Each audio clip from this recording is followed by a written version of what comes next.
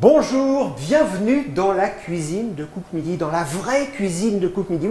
Vous aurez l'occasion de la voir tout au long de cette semaine, elle est vraiment très très belle. On y fera des plats vraiment succulents. Alors Cook Midi, vous le savez, c'est votre rendez-vous avec la cuisine simple, naturelle. Aujourd'hui, on va parler notamment de noisettes, de pistaches, d'amandes, mais également et plus généralement de ce que les professionnels appellent les protéagineux. Vous savez, ces légumes secs, riches en protéines. Alors, on les retrouve prêts à cuisiner, mais on les retrouve également maintenant dans des produits transformés.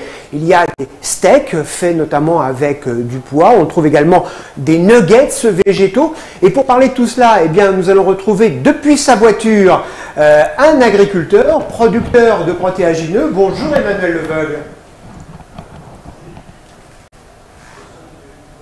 Alors, on ne vous entend pas. Je pense que dans quelques secondes, on va vous entendre. Et pour préparer cette recette, eh bien, on va aller du côté de la cuisine retrouver Anne-Hélène Montion. Bonjour. Bonjour Philippe. Alors dites-moi, Anne-Hélène, vous allez nous préparer quoi? Parce que je vois qu'il y a plein de choses, il y a des choses que j'aime bien. Il y a du miel, non? Oui, il y a du miel de fleurs. Donc je pense que cette recette déjà au départ sera sympa. Expliquez-moi ce que vous allez nous préparer. Alors aujourd'hui nous allons préparer un granola. Voilà, c'est une recette simple et rapide à exécuter. Et nous allons pouvoir comme ça donner un petit côté crispy et gourmand dès le petit déjeuner ou pour agrémenter tout simplement un dessert. Vous allez vous régaler, je sens. Alors les granolas, on en met par exemple, moi j'aime bien ça dans un yaourt, nature par exemple. Tout à fait, un yaourt nature, un fromage blanc, une mousse de fruits, même une mousse de chocolat ou même comme ça à la main tout simplement. C'est super bon et ça crispy, ça craque bien sous la dent. Et alors vous allez l'utiliser avec quoi? Alors moi je vais utiliser aujourd'hui des flocons d'avoine, c'est la base du granola, d'accord? Ensuite, des amandes entières, des noisettes, de la pistache. Je vais agrémenter avec des raisins blonds pour donner un petit côté douillet, des cranberries et ce que j'adore, du cédrat confit. Voilà. Un filet de miel de fleurs généreux pour bien enrober tous ces divers éléments. Et une huile de pistache pour donner un petit côté amande, un petit côté comme j'aime. Alors, vous faites comment l'huile de pistache? Parce que, tel que je vous connais, vous ne l'achetez pas dans le commerce, vous la préparez vous-même. Non, je parfume toutes mes huiles. Je prends une huile neutre, comme l'huile de pépin de raisin par exemple, que je vais faire juste tiédir et je vais déposer mes divers éléments. Alors là, j'ai mis de la pistache un petit peu concassée. Et je laisse comme cela pendant un quart d'heure, 20 minutes, sous un feu très très doux. Surtout, l'huile ne doit pas chauffer, ne doit surtout pas fumer. Voilà, je filtre et c'est fait. On peut faire aussi de l'huile de fleur de sureau, on peut faire de l'huile de figue aussi. C'est très parfumé, c'est très très bon. Et je vois que vous avez des pommes également. Oui, alors là j'ai de la rainette de Bretagne. D'accord, je vais faire revenir dans le miel et dans l'huile pour déguster avec le granola. Vous allez voir. Alors moi j'ai une question toute bête à vous poser. Quand je vais dans les rayons de mon magasin préféré, je me retrouve devant les noisettes, les pistaches, les amandes, que sais-je encore. Je suis telle une poule devant un cube, je ne sais jamais lesquelles choisir. Notamment les amandes, on en a de toutes sortes. Vous les choisissez comment? Alors moi je les choisis, je les garde avec la peau et il faut qu'elles soient bien croquantes. Il ne faut pas qu'elles soient molles. Et au niveau du nez, il ne faut pas que ce soit rance. C'est important. C'est la fraîcheur. Et ça se conserve pas très très longtemps? Alors moi je les achète à peu près tous les semaines, 15 jours. Hein. Je les conserve autrement dans un bocal hermétique, comme ceci par exemple pour le granola que j'ai déjà fait. Vous voyez? Bien fermé. Voilà. Eh bien, écoutez, je vous laisse travailler. Merci, et on va essayer de retrouver Emmanuel Leveugle dans sa voiture. Bonjour. Bonjour. Ah voilà. Vous m'entendez bien? Parfaitement bien. Ah, nickel. Alors, c'est une première pour moi parce que vous savez que dans cette émission, on a eu des agriculteurs dans leur champ, des agriculteurs sur leur tracteur, des agriculteurs chez eux, et on n'a vu pas encore l'agriculteur dans sa voiture. Vous êtes entre deux réunions, oui, c'est ça? Malheureusement, oui. Voilà, je sors de réunion et malheureusement avec le Covid, il y avait certaines exigences et voilà, donc nous sommes en voiture. Je profite du beau soleil, vous voyez, nous sommes dans le nord, sur Arras, il fait beau, donc on se protège par contre. Alors, je le disais tout à l'heure, vous êtes donc producteur de l'eau-protéagineux, vous êtes du côté de Cambrai, c'est bien ça? J'habite Cambrai, je suis à Fléquières, un petit village. Alors, justement, présentez-moi un peu votre exploitation tout d'abord. Eh bien, donc, Emmanuel Leveugle, je suis sur Fléquières. C'est une exploitation qui est biomixte depuis 2000. Donc, c'est-à-dire que j'ai à la fois du bio et du non-bio sur l'exploitation, sur des parcelles bien différenciées. Et donc, je fais en conventionnel des betteraves, du blé et du colza. que je chéris par rapport à tout ce que je fais, par rapport au colza. Et à côté, je fais, on va dire, le bio, dans lequel je mets aussi de la févrole, dont on va pouvoir parler et pour lequel j'ai pris quelques petites graines. Alors oui, parce que beaucoup de nos amis qui nous font le bonheur de nous retrouver dans Cook Midi tous les jours, quand on leur parle févrole, ils ne savent pas trop ce que c'est. Alors je crois que vous en avez dans votre voiture. Montrez-moi. Et voici les févroles. Alors ça ressemble à des gros haricots. Voilà. Oui, des gros haricots. Et en plus, comme c'est bien sec, voilà. Donc vous entendez le bruit. Et donc ce sont des gros haricots qu'on va pouvoir, on va dire, semer, on va dire, directement à deux périodes. Il y a les févroles d'hiver qui sèment en octobre et les févroles de printemps qui sèment justement dans mon secteur à partir de février-mars. Alors vous les semez telles quelles ou elles sont pour être utilisées dans vos champs un petit peu enrobées on les utilise comment les févroles? Alors, généralement, on les utilise enrobées, mais dans mon activité, elles sont non enrobées parce que je suis en bio sur l'exploitation. Alors justement, on va parler dans l'utilisation. On va parler de ce détail. Vous disiez, j'ai une partie de mon exploitation qui est en conventionnel et une partie en bio. Quelles sont les proportions des deux? Eh bien, je suis dans du canal Seine-Nord où il va y avoir des aménagements fonciers, donc mes parcelles vont bouger.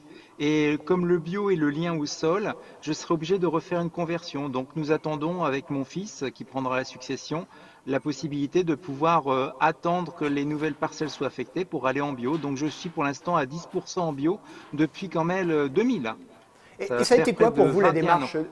Et ça a été quoi pour vous la démarche de partir en bio, sur la févrole en tout cas? Alors, ma démarche de partir en bio, c'est mon épouse qui m'a demandé pourquoi ne pourrais-tu pas partir en bio. J'écoute, c'était au moment du mariage, écoute, pas de problème, on va étudier la chose, on va regarder si c'est faisable, comment ça peut se faire. Et la févrole, c'est une légumineuse, une protéagineuse, et cette légumineuse, la particularité, c'est qu'elle apporte aussi de l'azote dans le sol et de l'azote pour la culture qui vient après en restitution. Donc c'est un élément, tout comme on va dire la luzerne, c'est vraiment une plante qui permet de faire un apport au sol pour les cultures suivantes. Et comme quoi, vous voyez, l'agriculture bio, parfois, ça ne tient pas à grand-chose, ça tient juste à un mariage. Tout à fait. Et alors, ces 10%, vous disiez, c'est mon fils qui va prendre la succession. Vous allez vous étendre, vous allez probablement en faire un peu plus? Eh bien, tout dépend de comment ça va se faire, puisque là, la zone du canal, mon but est de pouvoir m'étendre. On a de plus en plus de collègues qui sont autour, qui ne sont pas soumis à cette zone de grands travaux, et donc qui se développent dans mon secteur. Nous sommes en groupement en CUMA avec du matériel en commun, et beaucoup sont en train de partir en bio. Il y en a qui réfléchissent, donc je les accompagne sur mon expérience que j'ai pu faire, et pour éviter les écueils, puisque s'il y a toujours des écueils, pour toute nouvelle technique de production, il faut apprendre. Alors vous parliez de grands travaux, de contraintes urbanistiques, c'est quoi? Qu'est-ce qui va se passer de par chez vous? Alors par chez nous, le grand canal Seine-Nord, c'est un grand canal qui va relier deux bassins, le bassin on va dire parisien et le bassin nordique en canaux fluviaux. Donc il va y avoir de grandes tranchées. Et comme on est responsable au niveau agricole, eh bien beaucoup d'agriculteurs ont fait un partage en prix, c'est-à-dire que tout le monde c'est comme dans un échiquier ou dans un jeu de dames, eh bien toutes les parcelles vont bouger les unes après les autres pour faire qu'il y ait le moins d'impact possible aux autres agriculteurs. Sinon, ça ferait que certains perdraient une bonne partie de leur exploitation et d'autres pas du tout, tandis que là, en faisant ce jeu de loi, eh bien, ça permet, on va dire, d'avoir une limitation de la problématique. Donc voilà, donc le but, c'est de limiter pour tout le monde l'impact, donc tout le monde va avoir ses parcelles qui vont bouger, et donc nous attendons avec impatience, donc c'est pas avant, à mon avis, 2024, la possibilité de rentrer dans le nouveau sol, et puis après ça on verra chaque chose en son temps, et puis le choix par rapport aux enfants et par rapport à leur projet, puisque c'est quand même un beau projet de partir, on va dire, dans ce challenge. Alors Emmanuel, on se retrouve dans un instant. Moi je vais retrouver Anne-Hélène, alors, vous en êtes où? J'ai entendu des bruits de hachoirs, de... Ouh là là, vous m'inquiétez. J'ai simplement... Moi, vous me demandez de faire ça, je me coupe un doigt. Hein. C'est vrai? Oui, oui, je suis pas très doué. Je vous donnerai des cours. J'ai simplement concassé les fruits secs, les amandes, les noisettes et les pistaches dans des diverses tailles. Voilà, ça n'a pas d'importance. Un peu de croquant, c'est sympa. Voilà, j'ai mélangé au flocon d'avoine. Et si je vous dis que moi, j'ai tendance à avoir tout ça et je passe tout ça au mixeur, vous m'arrachez les yeux tout de suite ou vous m'expliquez un peu? Oui, je pense que ce qui est agréable quand on va manger, quand on va déguster le granola, c'est d'avoir des tailles de croquants différents. Voilà. Et alors là, tout ce que vous avez, c'est pour combien? Est-ce qu'on peut dire combien de personnes, combien de pommes? Alors là, j'ai pris 100 grammes de flocons d'avoine, 50 grammes d'amandes, 50 grammes de noisettes, 50 grammes de pistaches, 25 grammes de raisins blonds, 25 grammes de cranberry, et là, je vais prendre à peu près aussi 25 grammes de cédra confit. Et les raisins blancs, vous les passez un petit peu avec de l'eau pour qu'ils se réhydratent un peu? Ils sont déjà bien gourmets comme ça. D'accord. Voilà. C'est une qualité d'achat à la base. Voilà. Et je rappelle que vous pourrez retrouver d'ailleurs tous les ingrédients et la recette sur le site de Village Semences. Alors, Emmanuel, on va parler aussi de cette particularité de votre exploitation. Vous disiez 90% d'agriculture conventionnelle, 10% de bio. Est-ce que ça veut dire que ce que vous faites en conventionnel a changé depuis quelques années, depuis que vous êtes passé sur les 10% en bio? Est-ce que ça a changé le logiciel, comme on dit? Alors, ça change le logiciel, mais de parler de deux sens. C'est-à-dire que le bio, c'est le lien au sol. Donc, je suis reparti beaucoup plus sur l'agronomie, ce que font aussi beaucoup de mes collègues qui sont dans d'autres types de cultures avec l'agriculture conservation des sols. Donc, de ce fait, moi, ce qui est arrivé, c'est que des techniques, donc utiliser du désherbage mécanique, qu'on a aussi en matériel en commun avec mes autres collègues de la CUMA, s'utilisent aussi sur la partie en conventionnel, et de nouvelles techniques de précision à partir du conventionnel vers le bio. Donc c'est un mixte des deux, on tire le meilleur des deux pour pouvoir avancer au niveau sol, au niveau eau, au niveau air, au niveau biodiversité.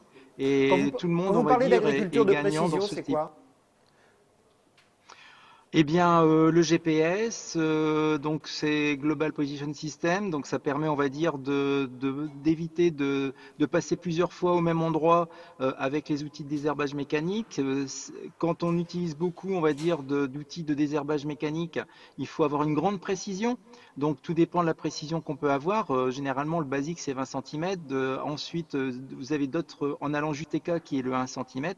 Et donc, beaucoup de détracteurs, on va dire, de la CUMA sont, on va dire, utilisent le TK pour pouvoir faire au plus près et pour éviter de détruire en même temps la culture lorsqu'on désherbe. Puisque le but de désherber mécaniquement, c'est essentiellement de gêner la mauvaise herbe ou de potentiellement avoir la chance de pouvoir en détruire.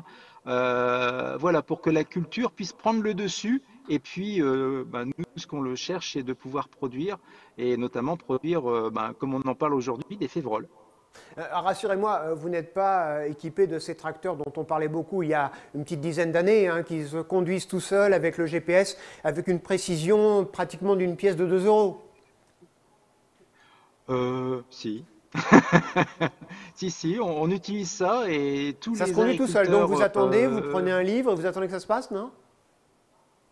Non, c'est-à-dire que ça permet de guider le tracteur, mais derrière, ça permet de mieux se focaliser directement sur la précision de l'outil derrière, d'adapter, et permet aussi de passer régulièrement aux bons endroits, donc d'éviter de détruire la culture. Donc on a, on va dire, un plus à tout niveau en utilisant ce système de précision. On va parler de févroles dans un instant. Et aussi reposant. Alors, on va parler de févroles dans un instant. Je retourne en cuisine. Anne-Hélène, vous avez mis toutes vos petites graines, vos noisettes, vos amandes déjà au four. Hein? Tout est au four. D'abord, j'ai versé mon miel avec le mélange miel et huile de pistache. que je vais fondre à la poêle pour que ça enrobe mieux mes différents éléments. Et tout est au four pour à peu près 15-20 minutes. Mais je vais surveiller, hein, parce Oui. qu'il faut remuer un petit peu la préparation pour que ce soit bien croustillant de façon homogène. Oui, faites attention parce qu'on a un four de compétition là. Hein. Oui, j'ai vu, Ça, merci. ça change de la porte de Versailles où il fallait faire la cuisine imaginative Eh bien, avec. Tout est agréable et c'est vrai que là, on bénéficie d'un très bel endroit. Alors, Emmanuel, on va parler févrole que vous nous avez montré tout à l'heure. Quand on en a parlé ensemble au téléphone pour préparer cette émission, vous m'avez dit, bah moi, mes févroles, elles servent à l'alimentation animale. Alors là, j'ai dit, ah oui, mais l'alimentation humaine dans tout ça. Vous allez me dire, on mange après la viande des animaux qui ont mangé les févroles, mais on ne peut pas les manger, nous, les humains, ces févroles? Ah, de toute façon, la particularité, c'est que sur mon exploitation, c'est pour ça qu'on en avait évoqué. Qu'est-ce que je fais sur mon exploitation? Sur mon exploitation, je le fais en mélange et j'ai un contrat en destination pour ma coopérative en animal. C'est-à-dire que je mets des févroles en association avec cette année, c'est avec du triticale. Donc voilà, ça nous permet, on va dire, de limiter. On pourra évoquer la chose après. Mais si, de toute façon, la févrole se mange, on va dire, ça se mange aussi avec des falafels, il paraît. Mais par contre, dans mon secteur, il y a, on va dire, une personne qui a fait, on appelle ça les tartimousse, des petites pâtes à tartiner. Je ne sais pas si vous avez vérifié, si vous avez eu la joie de pouvoir goûter. C'est vraiment à base de févrole. C'est vraiment très bien. Très, C'est très la bon. tapenade du Cambrésis? Oh, c'est pas spécifique Cambrésis. Non, non, je ne dirais pas que c'est Cambrésis, mais c'est Hauts-de-France. Voilà. Alors, puisqu'on parle d'alimentation, je disais au tout début de cette émission que les protéagineux, on les trouvait maintenant dans des nouvelles préparations qui commencent à être un petit peu à la mode, même si ça représente encore une part très très limitée de notre alimentation. On les trouve dans les faux steaks, dans les faux nuggets, ou en tout cas dans des préparations végétales. Vous, l'agriculteur, le producteur de ces protéagineux, vous en pensez quoi de ces produits végétaux maintenant, le steak végétal par exemple? Le steak végétal, bon, je suis plutôt, on va dire, je suis un omnivore, donc comme on va dire tout être humain, donc je partage, on va dire, et je réduis ma consommation, on va dire, en partie comme certains au niveau viande. Mais par contre, je m'abstiens pas au niveau viande. Mais c'est vrai que mon épouse me fait de plus en plus, on va dire, goûter ce dont les produits vous faites et que on vient évoquer à partir de protéines en encas. Après ça directement avec en préparation ou en assaisonnement. Et donc on va dire, je suis plutôt du style flexitarisme que à titre personnel que végétarien. Et alors, votre épouse ne nous écoute pas, vous en pensez quoi de ces produits?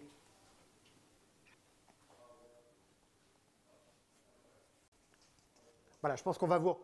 Voilà, on vous a perdu, Oh, voilà, on vous retrouve. Ah non, non, j'ai une très bonne cuisinière et les produits, on va dire, la façon dont de les faire, tout comme on va dire notre cuisinière aujourd'hui, c'est vraiment, on va dire, excellent. Alors, Excellent au goût, c'est original. on va reparler aussi un peu d'environnement, parce que finalement, faire des févroles, c'est pas innocent en matière d'équilibre environnemental de votre exploitation. Oui, parce que comme je vous le disais tout à l'heure, la févrole, elle s'intègre, c'est une légumineuse, et de plus en plus, on va intégrer de légumineuses, on va dire, dans nos rotations. C'est aussi le plan, on va dire, protéines, qui a été lancé par le gouvernement pour une souveraineté alimentaire plus importante, par une diversification de nos ressources en protéines. Mais au niveau environnemental, c'est hyper important d'intégrer, on va dire, des légumineuses, des protéagineux, tout simplement parce que dans leur nodosité, on appelle ça des nodosités, c'est un nom barbare, c'est en fin de compte un petit sac qui est une petite boule sur la racine, dans lequel il y a plein de bactéries qui vont capter l'azote de l'air, du sol, et qui vont de ce fait pouvoir donner de l'azote et de l'alimentation à la plante. Et même, au final, quand la plante aura, on va dire, on aura récolté la graine, nous aurons la possibilité de pouvoir et avoir une récitation d'azote qui restera à la culture suivante. C'est une façon, on va dire, de pouvoir l'intégrer au niveau environnemental, de plus en plus de légumineuses et on essaie. Et le tout, c'est d'avoir des légumineuses qui soient, on va dire, productives, comme on disait avec le précédent village semence qui nous exposait. C'est vraiment d'avoir, on va dire, de la production. Voilà, c'est important pour nous de pouvoir avoir de l'économique. C'est notre maintien. Au niveau environnement, c'est hyper important par rapport à cela. Alors, il y a une chose qui nous différencie, vous et moi, c'est que vous, dans votre voiture, vous ne sentez pas ce que moi je sens en ce moment avec tout le granola qui sort du four. Ça sent divinement bon. Je vous en reparlerai tout à l'heure, histoire de vous faire bisquer un petit peu. Mais alors finalement, ces produits comme la Févrole, c'est plutôt bon à plus d'un titre. C'est bon pour l'environnement, c'est aussi bon pour ce qu'on a quand on les consomme, nous, humains. Donc c'est un produit qui va avoir le vent en poupe, non ? C'est un produit qui va avoir le vent en poupe. Il faut lever, on va dire, des problématiques qui peuvent s'entraîner parce que quand on parlait, on va dire, de févrole, c'est vrai qu'on a une baisse en surface de févrole qui s'est passée du fait, on va dire, d'un insecte qui était la bruche. Donc, on essaie de pallier, on va dire, à cette problématique-là, et c'est ce qui a fait que les surfaces ont baissé. Mais il faut, on va dire, de ce fait, trouver d'autres moyens pour pouvoir avancer sur le sujet. Mais la févrole, on va dire, au niveau environnement, c'est aussi, pas forcément pour les abeilles, mais plus pour les bourdons, du fait, on va dire, de comment est constituée sa fleur, pardon, j'ai dit sa feuille, sa fleur. C'est un apport, on va dire, aussi pour la biodiversité. Et on peut donc avoir des ruches pas loin de chez vous, dans vos champs, puisque finalement, il y a des fleurs aussi. Il y a des fleurs à butiner. Il y a des fleurs à butiner, mais ça servira plus pour les bourdons, pour les insectes pollinisateurs, la févrole, que plus, on va dire, pour vraiment un miel, puisque les abeilles ont quand même quelques difficultés suivant certaines variétés.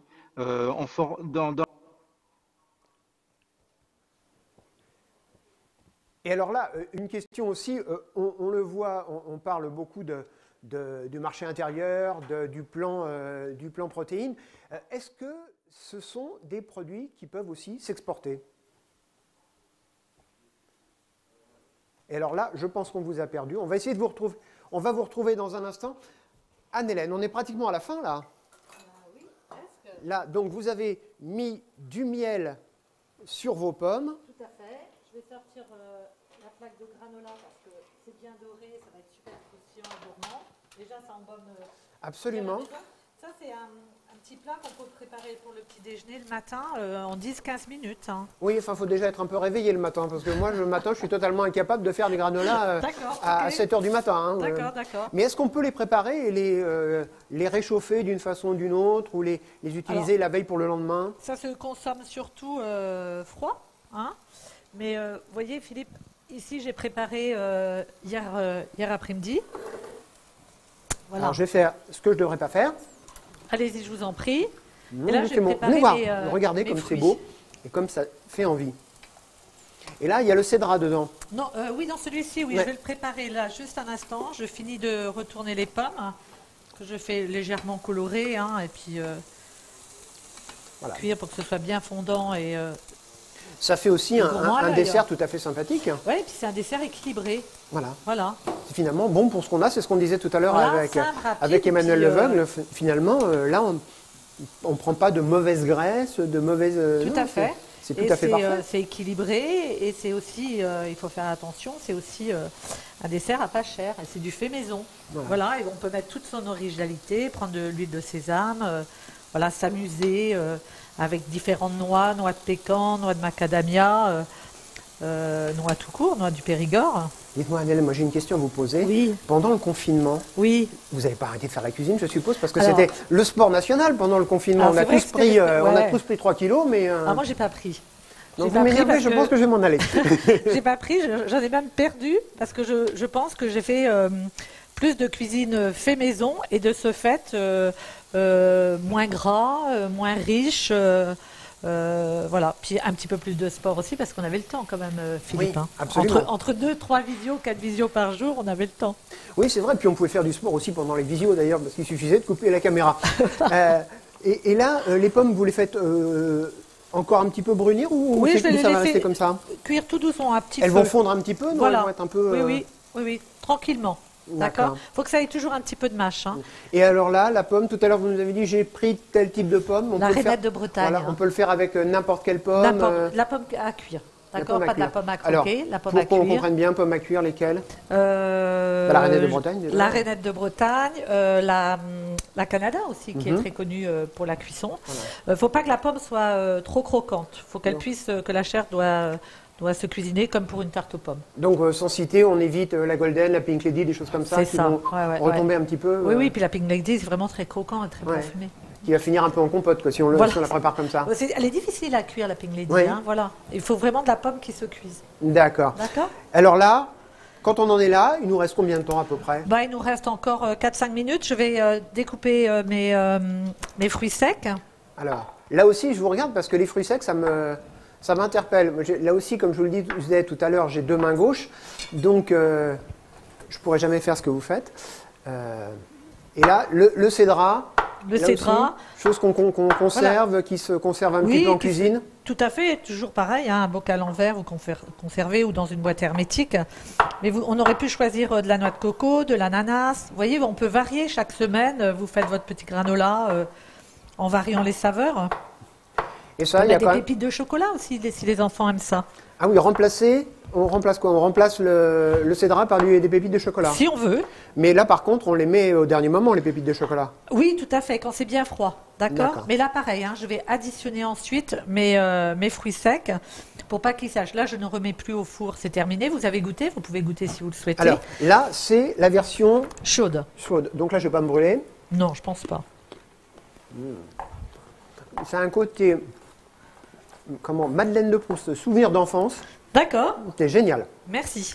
J'ai l'impression de me retrouver il y a quelques années, quand on mangeait des choses comme ça. Mais au niveau du parfum aussi, on a l'impression que que ce soit les noisettes, les amandes, les pistaches, leur parfum, le fait d'être chauffé, est amplifié. Est amplifié, c'est tout à fait ça. C'est empirique, tout à fait. Alors, on va essayer de voir si on peut retrouver Emmanuel Leveugle dans sa voiture, mais j'ai l'impression que la liaison est coupée. Voilà, donc on essaiera de le retrouver d'ici la fin de cette émission. On va rester ensemble pour la fin de cette recette, finalement. Voilà, c'est tout simple. On rajoute... Voilà, un peu de peps, un peu de couleur, un peu de vitamine. Et là, finalement, d'une simplicité... extrême. Voilà. Ça, on peut même le faire faire... Bon, il faut se méfier quand même avec le four et les enfants. Bien sûr. Mais on peut être avec ses enfants pour faire la recette. Bien sûr. Alors, on a retrouvé Emmanuel Leveugle dans sa voiture. Alors, c'est les joies de la technique. Alors, j'ai une question aussi à vous poser sur les févroles. On parlait du plan protéines du gouvernement, etc. Est-ce que ces protéines végétales, elles s'exportent aussi? Est-ce qu'on a des gens qui nous les achètent ou est-ce qu'on garde tout ça pour nous en ce moment? Eh bien, jusqu'à présent, il y a quelques années, ce que l'on faisait, c'est que quand on pouvait, on va dire, s'occuper de la bruche, c'était éviter qu'il y ait, on va dire, une piqûre au niveau de la graine, donc un petit trou. On pouvait exporter directement pour, on va dire, l'Égypte, ce produit-là. Mais voilà, donc en conventionnel, on n'a plus forcément de solution technique à ce sujet. Et donc, on a perdu l'exportation de la févrole à destination de l'Égypte. Ça remonte à... je ne saurais plus la date exacte, mais ça remonte déjà à 5-6 ans, 5 ans. Et dans l'autre sens, on en importe?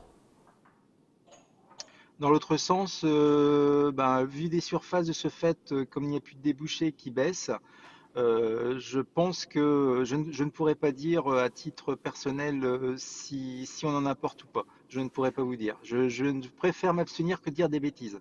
Alors, Emmanuel, on l'a vu pendant le confinement, il y a des gens qui ont changé de vie, qui ont décidé d'arrêter, par exemple, de travailler dans une banque, dans une agence de voyage ou dans une entreprise quelconque, pour revenir à l'agriculture, peut-être parce qu'ils avaient des liens ou pas. Aujourd'hui, est-ce que vous conseilleriez à des gens qui ont envie de changer de parcours professionnel, de faire comme vous, mais même si vous avez une antériorité dans ce domaine, mais de se lancer dans ce type de culture? Écoutez, moi on est la 7e génération, hein, donc ça remonte à loin. Ah oui, ça y va là. Mais non, de toute façon, partir sur cette culture de la févrole, les légumineuses, c'est un équilibre. La notion d'équilibre est importante, on va dire, dans les sols, dans les cultures, au niveau de l'économique de l'exploitation. Et intégrer une légumineuse, intégrer, on va dire, des protéagineux, est important pour, on va dire, l'assolement, donc la succession de cultures pour faire avancer. Non, non, il faut en faire. Il faut régler différents problèmes, on va Lesquels? dire de moyens de production. Par exemple, il faut retrouver un moyen pour pouvoir voir comment on peut faire pour lutter contre la bruche, si on veut refaire la destination. Mais il faut trouver aussi d'autres débouchés. Le tartimousse en état, pouvoir l'incorporer, on va dire, dans l'alimentation en tant que source de protéines, puisque une févrole, c'est 25% de protéines dans sa graine. Non, non, si quelqu'un doit partir, il faut de toute façon, pour un équilibre, puisque je m'occupe aussi d'environnement dans les Hauts-de-France, pour cela, il faut un équilibre en toute chose. Et l'équilibre, c'est aussi d'intégrer des légumineuses dans la rotation. C'est important. Eh bien, merci beaucoup, Emmanuel Leveugle, d'avoir participé à cette émission depuis votre voiture. Merci d'avoir trouvé ce temps pour nous expliquer un petit peu quel était votre métier et ce que vous produisiez. On va retourner en cuisine parce que c'est pratiquement la fin. Eh oui, je suis en train de dresser. Alors là, le dressage tout simple, des petites verrines, des... Voilà, des petites verrines. J'ai mis un petit peu de granola. J'aurais pu rajouter une petite boule de glace pour un peu de fromage blanc. Et maintenant, je vais venir déposer une petite tranche de pomme, joliment. Alors ça, si ce n'est pas une recette facile à faire, 45 minutes, 15 minutes chrono, ou pratiquement 20 minutes, on va dire. Voilà, 20 minutes, oui, oui, oui. Et on conserve, et on peut conserver le granola qui reste, on le réutilise le lendemain. Au petit déjeuner, voilà. sur un dessert gourmand. Avec son yaourt ou avec son fromage blanc ou ses petits Suisses. Ou ses petits sucres, Voilà. bien sûr. Mais moi, je le consomme aussi à la main. Hein. Ouais, ouais, alors après, vous me dites que vous n'avez pas pris 1 gramme pendant le confinement. Et je vais vous croire, bien sûr. Parce que ça, c'est addictif. Dès qu'on commence à mettre la main dedans. C'est un peu le souci. Hein. Oui, c'est Voilà, ça le problème. Il faut fermer le bocal quand vous êtes servi. Voilà, faut essayer, faut essayer. Enfin voilà, vous voyez ce qu'il vous reste à faire maintenant. C'est tout simple, demain matin, pour votre petite famille, hein, pendant cette période plutôt sympathique. Il faut encore il y a encore un peu de soleil, donc vous pouvez en profiter. Regardez comme c'est beau, regardez comme ça fait envie. On change des fruits suivant les saisons. Hein, on peut faire avec des abricots, des pêches, des oignons, des cerises, des prunes. Amusons-nous. Absolument. Eh ben, merci beaucoup Anne-Hélène de nous avoir... On va la goûter dans quelques secondes. C'est la fin de cette émission. Et n'oubliez pas que cuisiner, c'est aussi partager et offrir du bonheur. Donc n'hésitez pas, soyez généreux. À bientôt.